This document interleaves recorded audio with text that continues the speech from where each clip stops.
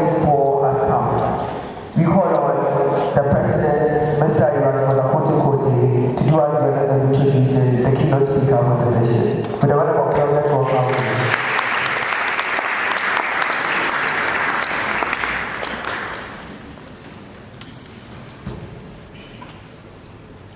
Mr. Chairman, our keynote speaker for today was born a Catholic in Winnipeg on 27th of May, 1978. He had his basic education at the University Practice Basic School, Winnipeg. He proceeded to St. Augustine's College for his SSCE certificate examination. He studied law at the University of Birmingham, where he graduated with LLB in management law between 2003 and 2006. He proceeded to the Ghana School of Law, where he received the Barrister at Law certificate between 2007 and 2009. He had also received an MA in International Politics, Security Studies at the University of Bradford in 2009 and 2010. He had his first employment as a principal postal officer at the Ghana Post Company Limited. He established his own business, Excel Courier Ghana Limited. And being the chief executive officer, I was privileged to have had my first employment from him right after university.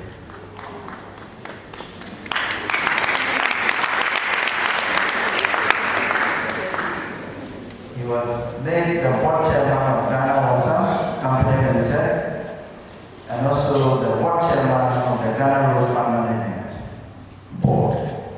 Having risen through the political ranks as an assemblyman from an electoral area which I also hail from, and the youngest presiding member of the Futu Municipal Assembly, he was elected as a member of parliament for the Futu constituency in 2012 and has remained and still is the Futu legislator till today.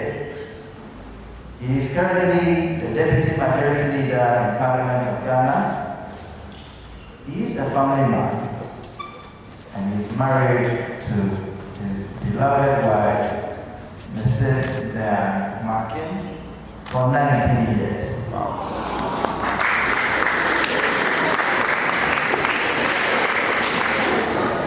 In Parliament, he has served and continues to serve in various committees, including Appointment Committee, where he is currently the Vice Chairperson, the Business Committee, where he is currently the Vice Chairperson. He has worked as a member of the Finance Committee, the Standing Orders Committee, Defense and Interior Committee of Parliament. He is the leader of Ghana's delegation to the ECOWAS Parliament and the managing partner of the Afenyo Markin Associates and a partner and associate of National Chambers. Ladies and gentlemen, your keynote speaker for today is Hon.Alexander.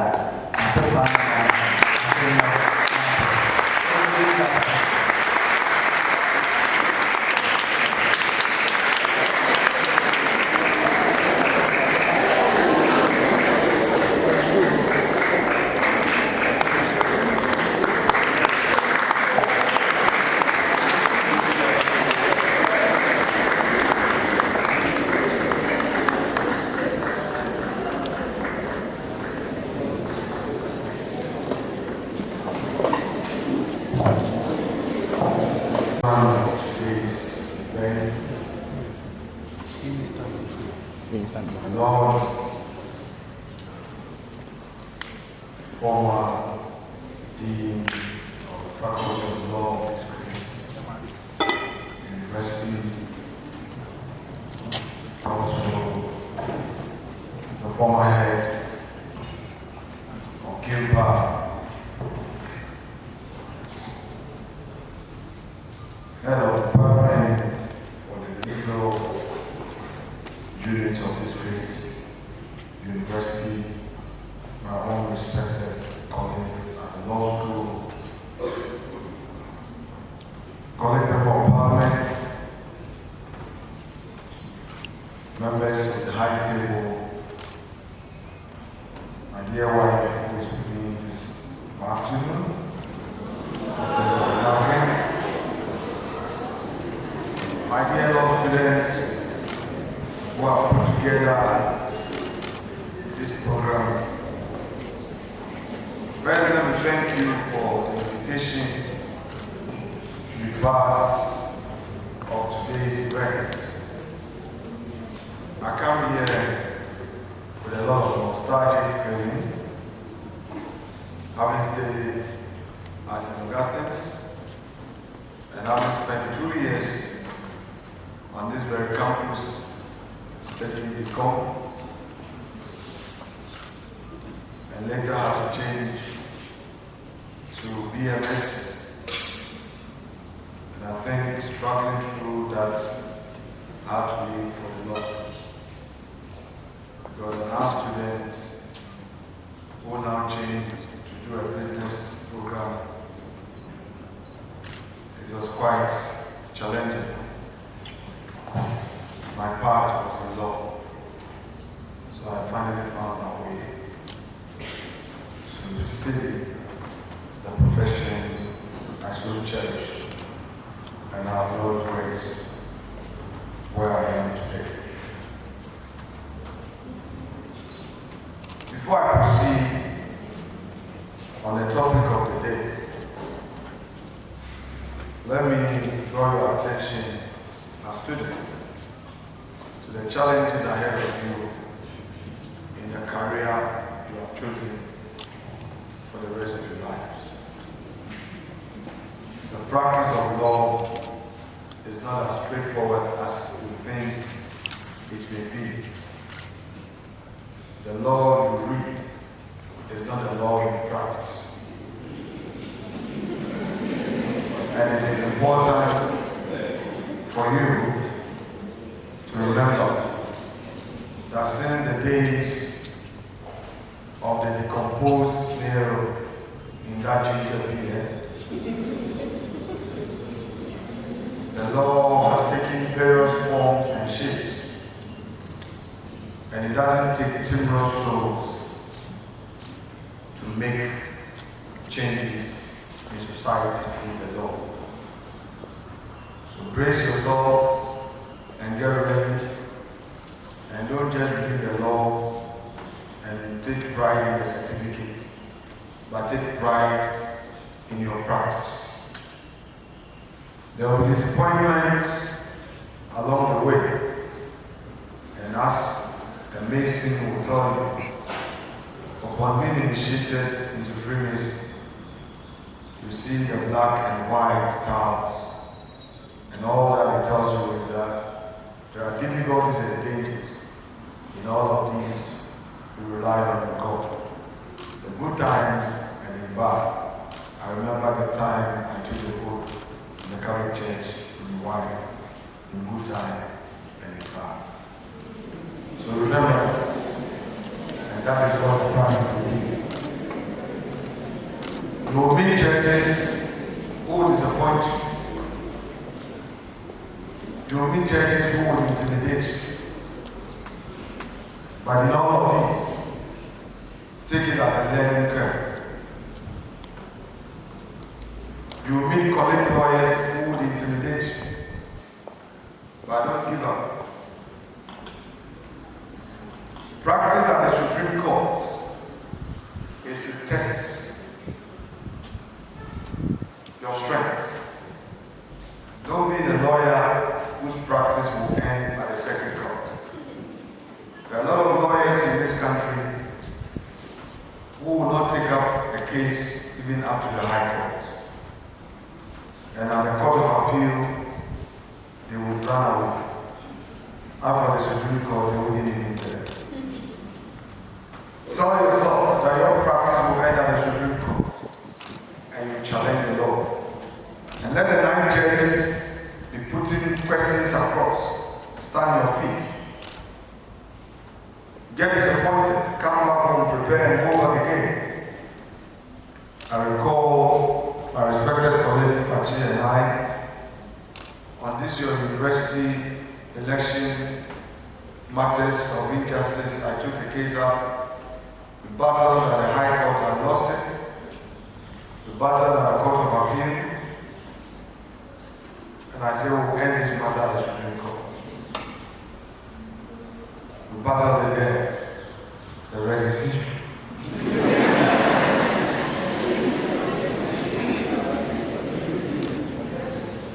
But let me take this opportunity also to commend highly justices of the Supreme Court who have made me a better president and a better barrister at law. Perhaps initially I misunderstood the approach, but upon a deeper reflection, I think they made me a better person. Finding Justice Badegbe at the Supreme Court, a man of procedure who will intimidate you, and even if you are announcing yourself and you are not careful, he will get you off your feet. I later realized that he was preparing me for a better day in my career. My Lord Edinburgh, who has retired, would virtually intimidate you and you would see a literal shouting, but she was making me a better person. And my Lord Doche, the calm Godfather, who would have a nice way of encouraging you to be on your feet. That was his approach.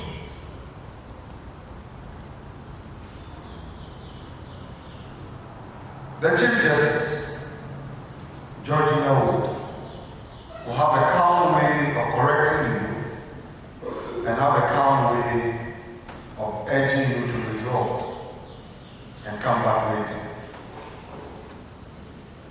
There were some practitioners, as intimidating as they were, they contributed to my career and the career of others.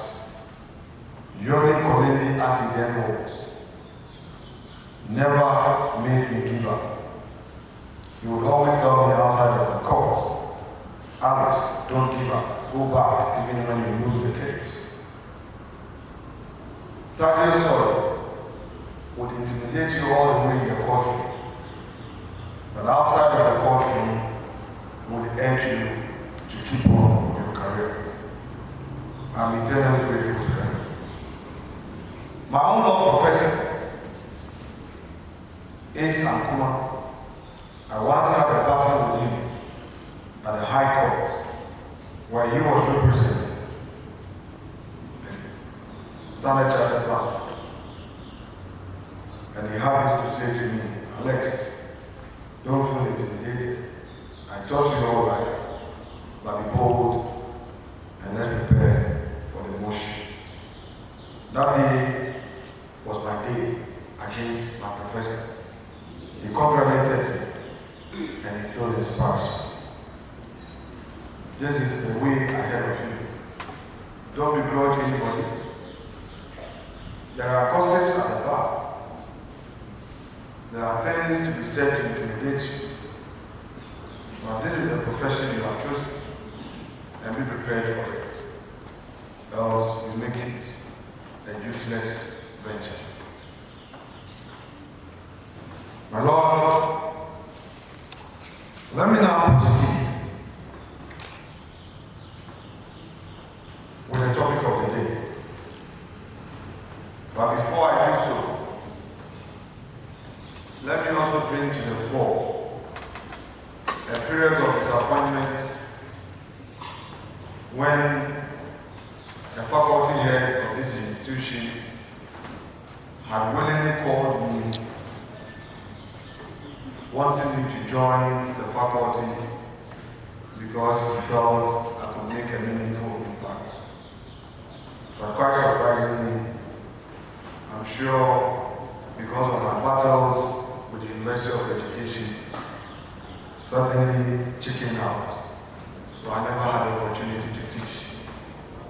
at your faculty. I found it very shameful. But here I am. I was wondering why this invitation to be part of this program. I'm happy the invitation was never recalled, but I'm finally here. I'm ever ready to add my contribution to your career. It is required of me to examine through the lenses of a practitioner. The theme for today's program, Judicial Independence in Ghana, a balance sheet. The theme for this conference is apt and timely because it comes at a time of heightened public discussions over unsubstantiated allegations that the country's judiciary has lost or is losing its independence. So judicial independence, the definition. My Lord, gentlemen and ladies and students, it is striking that the fundamental role of the judiciary is to uphold the rule of law. And here, may I rely on the respected English jurist, Tom Bingham, who asserted that the rule of law is enforced where, quote, all persons and authorities within the state, whether public or private, are bound by and entitled to the benefits of laws publicly and prospectively promulgated and publicly administered in the courts. In practice, the judiciary upholds the rule of law by providing fair and impartial resolution of disputes between parties in line with statutes or case law in force. To do this, the judiciary must not only profess independence, but must be seen by all keen observers to be genuinely independent. The term judicial independence, therefore, can be loosely defined as the ability of judges to function independently from outside influences that may corrupt or curtail their ability to administer justice fairly.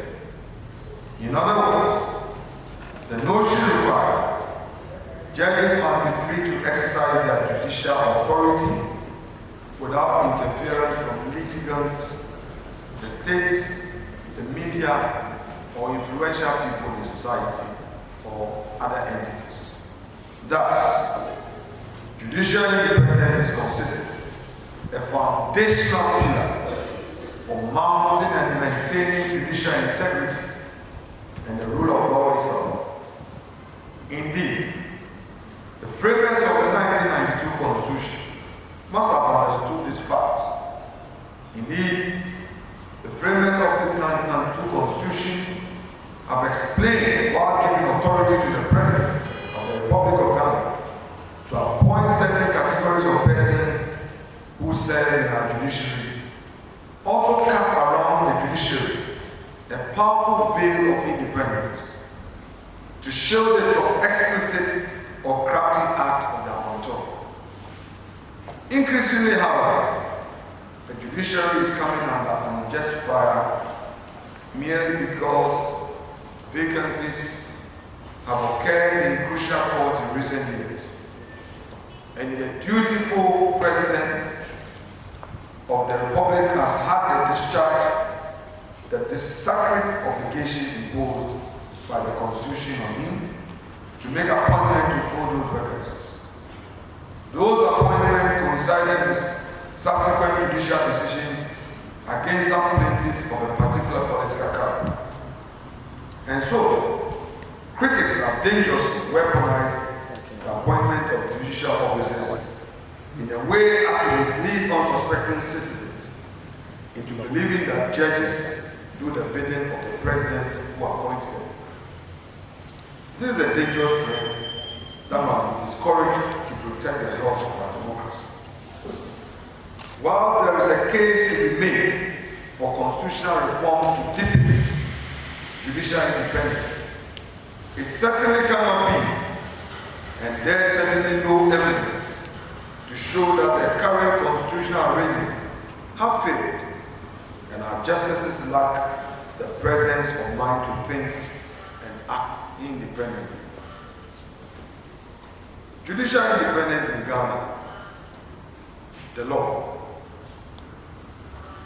I submit that although many provisions within Ghana's constitution work together to guarantee and protect judicial independence, just few examples should suffice for this paper.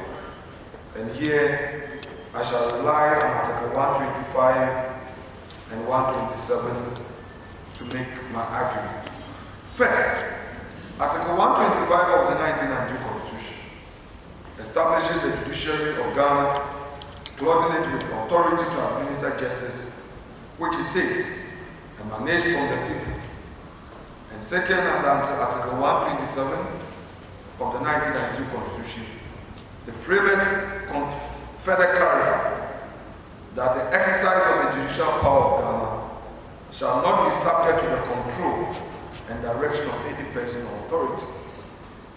The same provision emphasizes that neither the President nor Parliament, nor any person acting under the authority of the President or Parliament, nor any other person whatsoever shall interfere with judges or judicial officers in the exercise of the judicial functions. Another evidence of the veil of independence around Ghana's judiciary is expressed in the words of Article 146 of the Constitution. There, the framers provide, quote, a justice of the Superior Court or a chairman of the regional tribunal shall not be removed from office except for stated misbehavior or incompetence, or on ground of inability to perform the functions of his office arising from infirmity of body or mind. So therefore, the 1992 Constitution has detailed procedure for removing a justice of a superior court or a chairman of a regional tribunal from office. And further, to emphasize this, Article 127(3) of the same Constitution again clarifies and quotes, a justice of the Superior Court or any other exercising judicial power shall not be liable to any action or suit for any act or omission by him in the exercise of his judicial power. Also, Article 127(4) of the same Constitution states that administrative expenses of the judiciary, including all salaries, allowances, gratuities, and pensions payable or in respect of persons serving in the judiciary, shall be charged on the consolidated fund. The Constitution further decrees under Article 127(5) that the salaries, allowances, privileges, and rights like a leave of absence, gratuity, pension, and other conditions of service of superior court judges and judicial officers or persons exercising judicial power shall not be varied to their disadvantage. So taken together, the provisions guaranteeing judicial independence are very sick in their substance, form, and spirit to shield Ghana's present-day judiciary from the ominous shadows of its morbid history. Of course, the history includes the summary dismissal of Justice Akukosa by President Nkrumah in 1958. For what offense? The cold-blooded extrajudicial slaughter of 3 High Court judges in 1981 of a decision he had rendered in their court. Having been guaranteed so much protection and independence under the 1992 Constitution as a line above, the question that now falls to be answered is whether Ghana's judiciary has a viable balance sheet for asserting its independence? And if so, whether judges are using their independence to balance the scales of justice between the citizens and the states? A fitting response to these questions requires a brief analysis of two landmark human rights related decisions handed down by the Ghanaian judiciary to help paint an accurate picture of what, in my view, qualifies as a lack of judicial independence and what does not. First is Inri Akoto and 7 others. Was decided during the Nkrumah era. The second, Markin-Speech number 2 and Attorney General number 2, which came after the coming to force of the 1992 Constitution. Of course, in Inri Akoto, which you may be well aware of the facts, the appellant were arrested and detained under the Preventive Event Detention Act of 1958, a draconian post-independent law that the Ghanaian Parliament passed, perpetually to prevent people from committing crimes which may endanger public order and the security of the state. Of course, the PD of 1958 authorized the government to arrest and detain any person within the country without showing cause. Emphasis, without showing cause. Thus, as it turned out, after the High Court refused the application for habeas corpus, the appellant in Inri Akoto and 7 others appealed to the Supreme Court, arguing that the PDA was unconstitutional and that their detention violated their right to personal freedom. In its decision, the Supreme Court took the view that it could not probe into the basis for the arrest and detention of the appellant.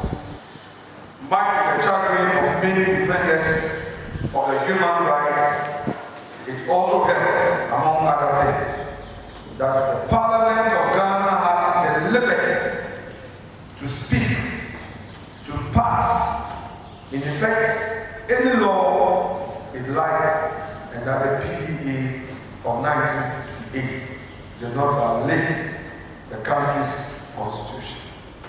I ask you today, and Parliament failed in a bona fide to the people that elected it to pass laws to guarantee its rights.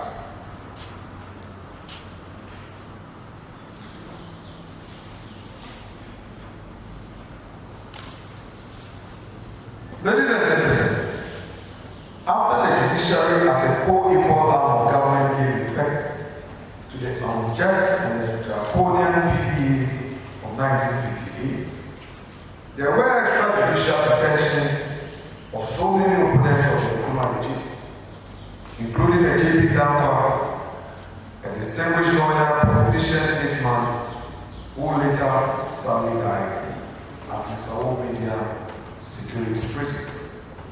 It is instructive to note that the questionable decision in Inri Akoto and 7 others came not after, but well before the Nkrumah government systematically depleted the veil of independence around the country's judiciary through a number of decisions. The government failed to discipline the Chief Justice, Sir Akukosa, in 1963, after he delivered a not guilty judgment in a case involving suspect standing trial for the attempted assassination of the president. Later, the government caused Parliament to pass a law that gave the president the power in the national interest to set aside any judgment in the country's court independence, not constitutionally bound by recent appointments, do not more than fill vacancies naturally occurring in the judiciary. So the distinction should be made and well understood by us all. Unlike Inri Akoto, a better judicial history was made in Markin-Speech number 2 versus Attorney General number 2. A landmark constitutional and human rights law authority. Here, the Supreme Court of 1992 struck down Section 96(7) of the Criminal and Other Offences Act of 1960, which prohibited the grant of bail to suspects in cases like murder, treason, rape, etc.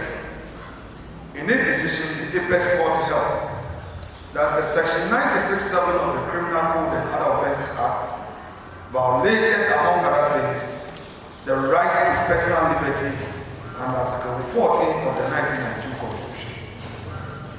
Although the outcome of Martin-Speech No. 2 went against the weight of arguments put forward by the states, no justice was summarily removed from office or threatened with any sanctions.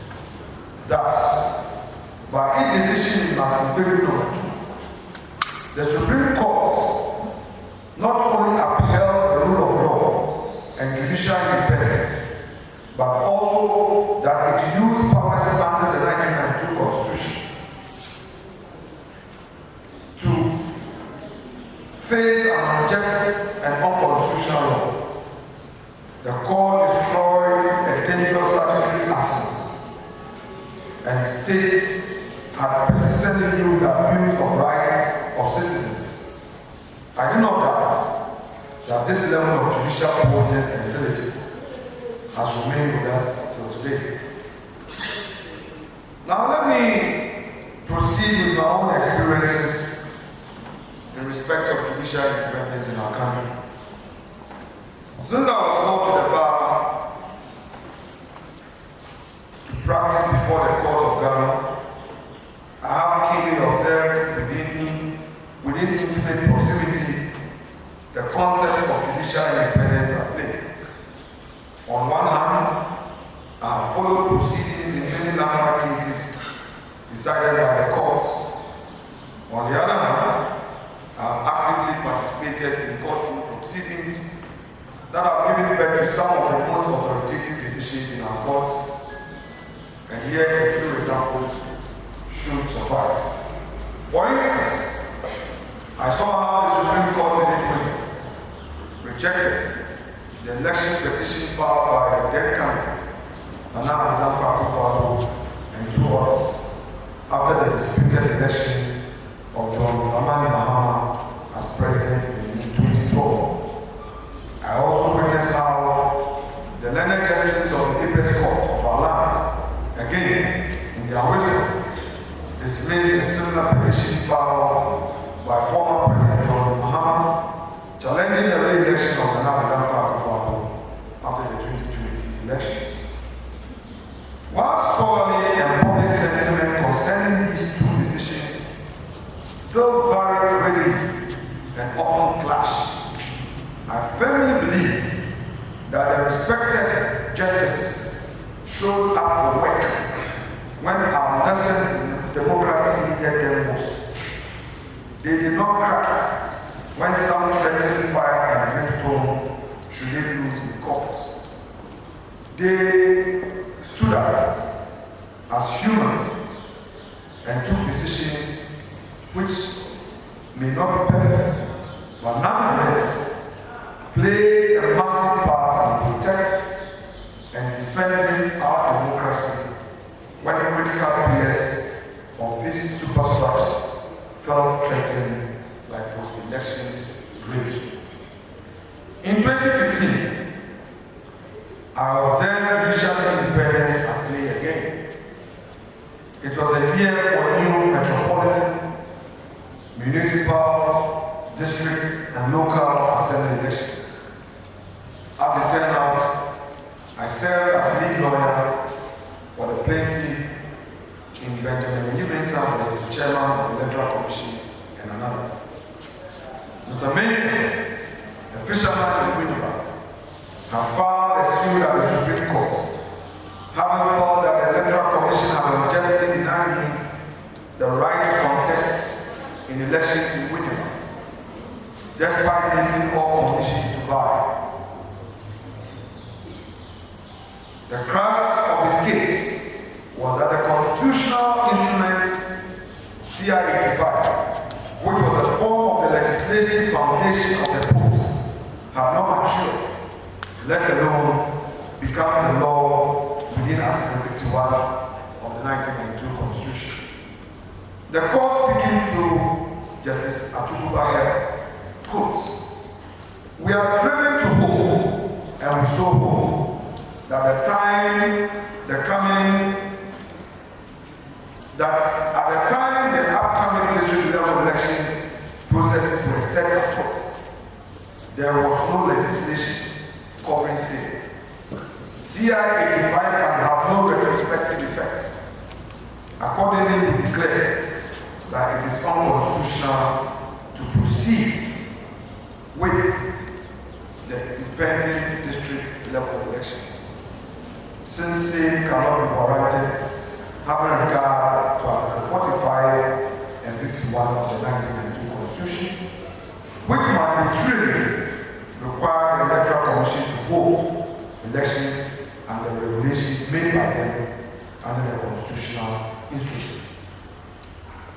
While that initial efforts, unfortunately, led to the cancellation of that year's district local assembly elections across the entire country and caused the state to lose scarce resources, it did not have, which they did not have.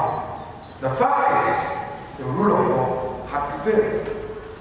Our venerable justices of the Supreme Court, in filing against the Electoral Commission, robustly defended the right of Mr. Mensah, a law-abiding citizen, who put himself up for election to serve the good people of his community. Most importantly, by their bold and unprecedented decision, the learned justices of the Supreme Court upheld the letter and the spirit of the Constitution in a manner that guaranteed and furthered the interests of the rule of law by protecting a relatively powerless citizen against the intransigence of a powerful state institution like the Electoral Commission. The decision in the Mensah did not leave the justices losing their jobs. This is a marked departure from the days when decisions against the state caused the removal of judges from office.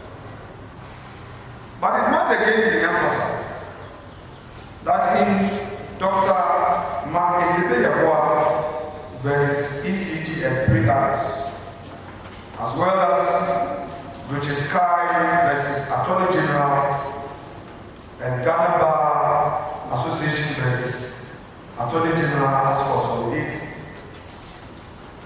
something surprisingly happened. Much as I disagree with the position taken by the court, it is what it is, and that is the beauty of our democracy when it comes to our rule of law. For the avoidance of that, in the Afenyo case, we had state institutions providing a guarantee to support a transaction by ECG, which involved a private sector actor. The contention of Dr. Afenyo was to the effect that, to the extent that Ghana National Petroleum Corporation was providing a collateral, but that was the decision of the court. Again, in the Registrar case, a clear case has been made where the president had made an appointment on the advice of the Judicial Council. The contention of the GBA and my respected colleague, Richard Sky, who is a member of the English Bar, was to the fact that the issue of advice must be construed in a proper set context, in the order upon which the advice can be given. And here, if you may recall, the Judicial Council had given an advice in a certain order of merit. Here again, we were disappointed when the hour of decision came. agreements were not considered at all. The GBA agreements were discussed in detail, but the court was inconclusive. I challenge all of you to go and read the case. The end of it, the court said, mutatis, the case is dismissed.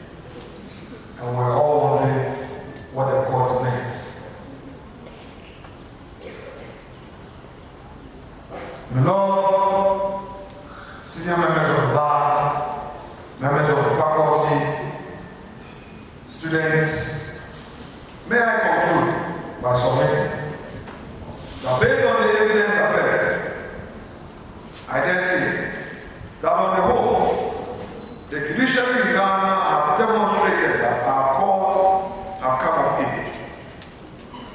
It has left the dark shadows of its ignorance past and appears resolutely committed to defending all citizens' constitutionally guaranteed rights and freedoms. Indeed, despite the view above, there is still room for improvement. Nonetheless, it is a fallacy for anyone, no matter how distinguished, to suggest that the judiciary in Ghana still bends to the will of those who belong to the executive arm of government. Indeed, let me state without any fear of contradiction that it is fair and democratic for citizens to criticize the work of our justices constructively. We saw this in the constructive criticisms that followed the judiciary bribery scandal in 2015, and how the institutions of state responded swiftly by punishing all the justices and the judicial officers who were found culpable. However, there is everything diabolic about barefaced attacks that in and of themselves seek to intimidate our justices and bend them to the will of those sections of the public and the political class who believe that willingly they are entitled to win every case, no matter how weighted the evidence supporting their claims in court. Such attacks undermine public confidence in our judiciary and go a long way to encourage unsuspecting citizens to take the law into their own hands in a way that poses a potent threat to our national security. I conclude therefore by saying that we cannot and must not allow the self-interest of a tiny few in and outside of this country to sink the carefully crafted justice and adjudication system that has held our motherland together. We must resist the invitation to regard our justices as pawns of the executive. Instead, let us mount every powerful pressure we can command as citizens and leaders on those demonizing the judiciary to abandon their ignoble quests. These are desperate schemes to put fear in our justices and erode the integrity of the entire judicial system. Our individual and collective peace and security depend on upholding the integrity of our judiciary. And I must, before bringing the curtains down on this, commend highly my respected colleague in Parliament, Honorable Sosu, for his courage and his chosen part in human rights advocacy. The road may be rough. I recall at a point in my practice, the BNI arrested me in court. And they said the BNI director was inviting me for discussion. My only crime was that the financial law which Yoko and FIC were enforcing at the time had put fear in lawyers in the country, and it appeared that Afenyo Markin and some few others were the only ones challenging the law. So the fear of God had been put in me.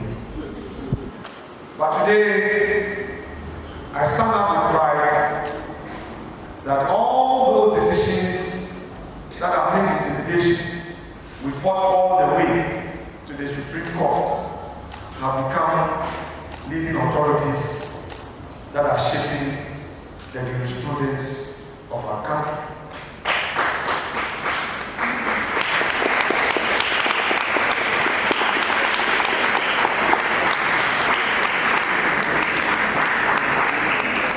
So you may be walking through the valley of the dark shadow of death. Fear no evil. The path you walk, you've not been there alone. You are not the first to walk that path.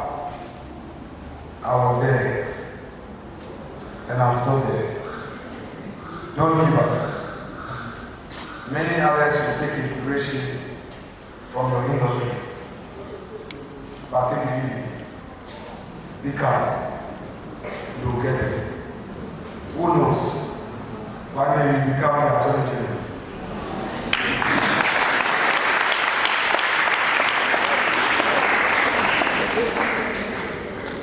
And students, I leave you with this. I leave you with this. Don't take courtroom exchanges personally. Today, one of my personal lawyers doing my cases for me is someone I never thought would ever be a friend. Because we have serious battle, several of them at the High Court, at the Court of Appeal, and at the Supreme Court. He would win, I would lose, I would lose, he would win. We'll get split decisions, we'll go for review, and we never saw eye to eye. Until one day, we met at the cafeteria and broke bread. I never thought lawyer Atacherius would today be handling my briefs. So I tell you that when the banter is on, don't take it personally. It's the beauty of the law. Don't attack your colleague merely because he disagrees with you or he won against you. One day that person will become your own lawyer and may be writing your will for you. Okay? And in school, learn to tolerate. That's the beauty of the path you have chosen. I thank you for your kind audience. I thank you for your patience.